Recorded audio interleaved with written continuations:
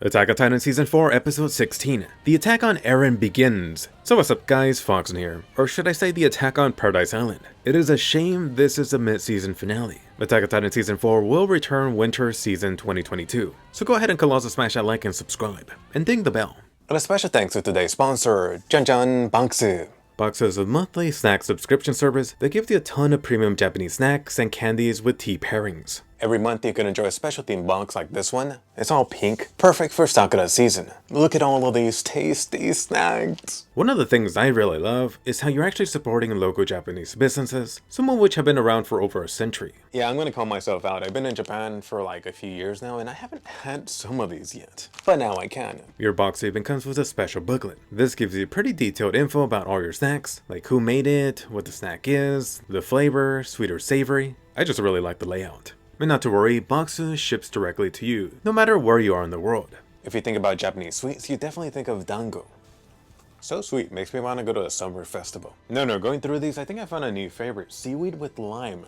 That is so good. You could get your own Boxu right now. Use my code and click the link to get a sweet 10% discount. That'll save you up to $47. You'll get some awesome, delicious snacks while supporting my channel too. Fun story, my best bud John actually gave me one of these for Christmas one year, which made me really happy. So yes, these make for great gifts too, although I think he hates some of it. Getting into the episode 16 titled Above and Below. Last one for this year guys, so sad. So beyond the river Hanji and friends go, Hanji definitely knew the location where Zeke was being babysat. So despite Levi moving Pepperoni Zeke, that explosion gave them a good heads up. SOS, a monkey and one Ackerman down. Poor Hort says, the stallion will be sad. So good job Zeke, you committed a Marco on yourself. As expected for the anime, censoring this. Instead Zeke is looking pretty ashy and smoky. How fitting for this great titan to be surrounded by flowers as he fades away. You did like an electrode and killed yourself. But who is this little girl? Who are you? She looks like a young Historia. By the way, I did not see her in pink.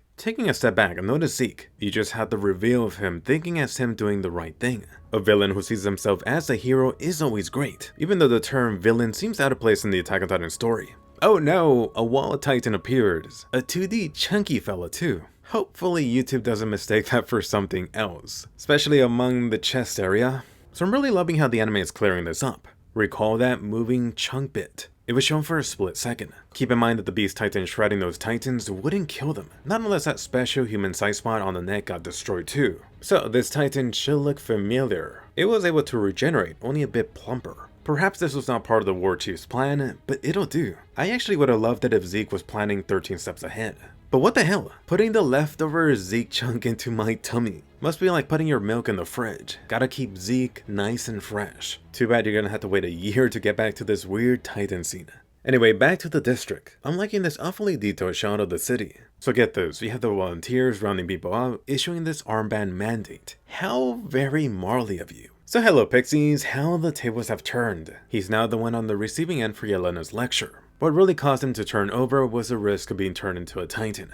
I bet Pixies drank so much wine, he would balloon into a colossal Titan size. Not to mention these backstabbers, fellow soldiers afraid of becoming Titans too. Did you notice this nice touch here? Yelena and everyone else are drinking wine? Is it the tainted one? That wine bottle surely looks like it. That's almost like giving a middle finger to freaking Pixies. Like yeah, we could drink this stuff, but you can't. Not to mention this being Yelena. She'd be the first one to drink up Zeke's juices. Notice right here, Pixies confirmed the district being evacuated. Perfect for Titan's rating, especially with Marley coming in. I like how even Pixies called out Yelena for this Marley branding tactic. As for Yelena, peeling back the layers for her, she still very much sees Zeke as her one true god. A divine being who will save everyone, or monkey stomp his enemies. You can tell she's serious and she has that crazy look in her eye. Switching to Armin and friends having fun locked up. I like how Sasha's papa is enjoying himself. Which by the way, what is up with the tea in the jail cell? Do they have a whole kitchen in there? Talk about getting the VIP treatment. For Armin, too bad his friends are preventing his big boy from coming out. Which makes me wonder, Armin, have you not practiced any partial transformations over the time skip? If only he could do like Annie and only form a small colossal Titan arm, then they'd be in business. For Mikasa here, she looks so dead. Wonder where she ditched that smelly scarf. And getting into the awkward Eren kicked my ass topic. Eren hurt Mikasa, so I smacked him back. Koni's like, seriously? You fought? You're pulling my leg, dude. But look at that. Is the stallion so overly concerned for Mikasa getting her feelings hurt? I'm on to the game you're playing. Fun fact about the Anime Japan event. In referencing the previous family talk, Mikasa's voice actor called Eren's voice actor a bastard for that. Then Koni, still pissed off as ever. It does suck that Armin got tenderized, but how about Eren versus Koni? Credit here to Jean, the one saying it out loud. How Eren's recent actions really don't add up. Perhaps there's a reason Eren is going this far. Alright, so getting into Yelena coming in, notice how she still is so polite, addressing them as heroes, just like Zachary had done. And talking about backstabbers, Onyakopon, not looking good, dude. Then Jean here, really getting a lot of screen time this episode. He makes another great point. It really seems like they've been moving and acting exactly like Yelena and Zeke planned. I did spot Niccolo here being so pissed, so mad over being backstabbed. For the Gray's bastard, you didn't just crap talk on Sasha, did you? What an a-hole. I mean, rubbing even more salt on the wound with their actual parents right there too? So let's go Yelena, using her trademark move. Really doing what all Sasha fans wanted to do. Insulting a dead girl no less. So, do you have the true Yelena coming out? One that actually hates anyone discriminating against Eldians. Which notice goes back to her previous claim. They want to save Eldia and Marley. They want to save the world. Her true master plan? The euthanasia option. Really, Yelena? Here's a bit of advice. How about you work on marketing that better? Let me quickly touch on the Zeke plan since I've seen confusion about it. The literal translation for Zeke's plan is actually euthanasia or mercy killing, but the confusion seems to come from his plan seeming to be sterilization instead. You can see this as Zeke's mindset. He is going to be preventing and in a way killing future Eldians from being born, but yes, in practice, it is a monkey's no baby plan, as far as we know anyway.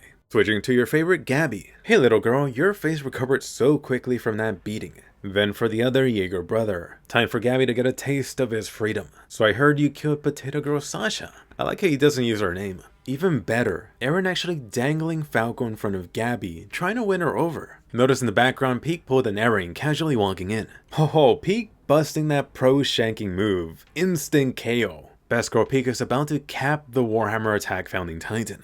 Next up, the mid-info card. Eren's District. Is it just me or does it feel like these cards have been giving you scraps this season? But anyway, looks like Gabby got saved again. Come on Pieck, I wish you waited like 5 minutes. I'm not even saying I wanted Eren to do something to Gabby. I just wanted to see that interaction unfold. That would have been great material. Especially after Gabby's so quiet during the family talk. By the way, I do like the touch of Pieck sporting the wings of freedom. But come on Pieck, you have Eren right in front of you. Shoot that Titan bastard. Right here, Eren brings up how supposedly Pieck is not allowed to take out the Founding Titan, that the warriors gotta reclaim it. To which I ask, what's up with the sudden change in policy?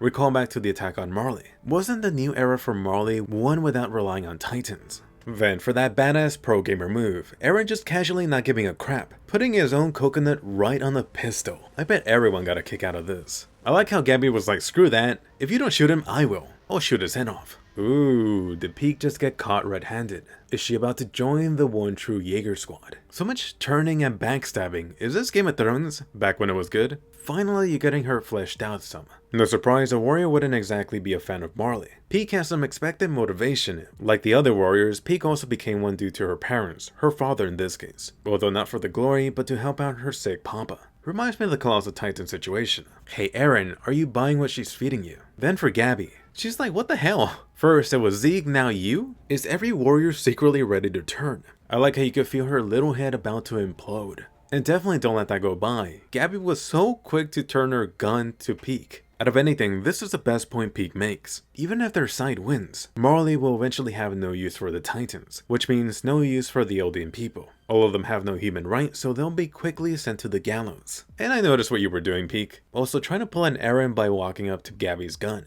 So how effective is logic on this awakened Gabby, especially coming from someone close to her? A warrior on top of that. For Eren here, finally showing those hands. The dude came pre-cut for this showdown. Switching back to Yelena spilling the tea, really confirming on my previous look into Zeke's plan. No more Eldian kids. It really shouldn't be a surprise, but Yelena, and Zeke by extension, are still fully on board on using Historia as his baby factory. Gotta keep passing down the Founding Titan and Beast Titan long after they're gone.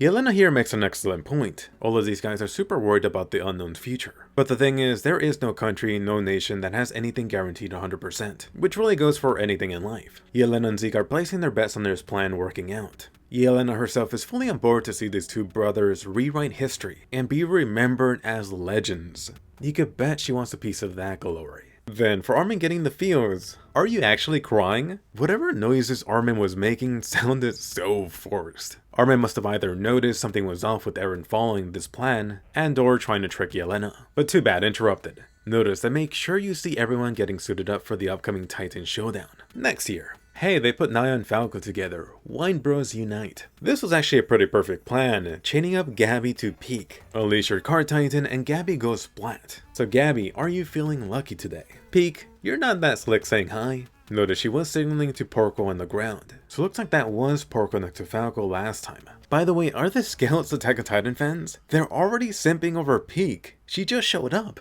She must be giving off this Titan pheromone. Getting into the Zeke topic. Pete brings up how she always felt Zeke was a lying bastard. Not hard to believe given the shady fella. Just look at his backstabbing history. So right here, straight from Pete confirming it. Her suspicions were proven true back in season 3. Recall Zeke's words to Eren about saving him one day. There was no way Pete wouldn't take note of that. In case you're wondering why Pete was even bringing this up, it seems like she was trying to play a bit of her own mind games here. Oh, you mean Zeke did not tell you about his secret power? Thought you guys were buddies. But sorry, Peak. Yelena cut this talk short, which I did like the little jab from Peak about her beard. Almost forgot about Yelena dumping her in that ditch. So Eren, where's your bro? Up until the last moment, she was trying so hard to get any info out of Eren. Sucks for her, Eren was not trusting her whatsoever. Shiny fist ready. Where's the enemy? I love this in the manga, love this in the anime. That be you, buddy, Eren Yeager. Let's go, Porco for the win, having a munch on Eren's legs. Really just payback for the attack on Marley. So notice that parallel, this time you have the attack on Paradise officially beginning. Reiner's back to get another whooping from his daddy Eren.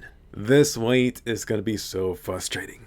So let me know what you think about this cliffhanger. Was it a great episode to leave you hanging? And what do you think about the best moment of season 4? What was the worst? Or something that could have been way better? I am thinking about doing an overall look at season 4 next week. Let me know if you do want to see that. I don't know if it is the top moment for me, but Eren munching on the Warhammer Titan juices stands out so much. I bet for a good chunk of you, the worst stuff will be the CG usage. For me, let me just double down on something bad in the manga and now the anime, which was how stupid Levi got taken out. Definitely a low point for this final arc. I mean, Isayama couldn't figure out a different way to get to Levi, other than making Levi a dumbass with that Thunder Spear move. It wasn't needed. Anyway, Attack on Titan Season 4 will continue winter 2021. The final season, for reals this time. But is a year too far away, or just right? It does suck that it's next year, but I think Mappa needs all the time they can get. And sorry to break it to you guys, but if you are thinking CG Titans will make a comeback, I got bad news for you. If anything, they should just look better. And just to clear up any confusion, doesn't matter where you live in the world, the winter anime season is always the same. That's January to March, which notice you are currently at the end of winter season. Keep in mind Attack on Titan Season 4 technically started at the end of fall season, so don't be surprised if the anime returns in the middle or the end of the winter season next year, something like February or March. So real talk, let me be serious, I do encourage you to start the manga as soon as possible. Go read chapter 115 and start reading from there. That is Attack on Titan Volume 29. I highly recommend it so you don't get spoiled. I constantly see certain channels posting major spoilers, and I'm constantly banning people posting major spoiler blocks here. Unfortunately, when Attack on Titan ends in a few weeks, trying to avoid spoilers will be impossible. It'll be like trying to avoid getting wet in the rain. Your choices will be to read the manga, get spoiled, or stay off the internet for like a year. And let me give you a quick thanks for watching weekly. I have been covering Attack on Titan episodes since Season 2. I was surprised at the love and support my reviews got from you for Season 4. The first review even got trending. I was like, what is going on? Having up to 500,000 of you watching and enjoying each week, I'd call that a win. As you can tell, these videos do take a lot of work, and I do put them together with like no sleep, waking up so early, running on like 3 hours of sleep today. When I reviewed Attack on Titan Season 3 and the last SAO season, all of that work and combining that with that messed up sleep schedule, I put on like 15 or 20 pounds. Thankfully, I'm glad I was able to avoid that this time. Coming up, as always, I will be covering seasonal anime, spring anime. My Hero Academia will be a huge one for the spring season, and definitely when Attack on Titan Season 4 comes back next year. For the manga comparison, my combo video for episode 14 and 15 is now up, but freaking YouTube flagged it for the Toasty Horse plus Pepperoni Zeke, so there's a good chance it didn't reach you. go ahead and check it out. The next one for episode 16 will be coming Wednesday. And don't forget, the new SAO Progressive movie trailer just came out. I am loving the animation and music already, don't miss my breakdown. And also show some love to Boxu. As someone that actually lives in Japan, I can confirm that you are getting a great value for Japanese snacks. Try these yummy snacks yourself below. But anyway, let me know your thoughts on the episode below. Are you frustrated? Is it way too long, too short? Or just say hi. Don't forget to like and subscribe to make the YouTube gods happy. Watch my video on the Promised Neverland disaster, or my SAO movie breakdown, and I'll see you guys later.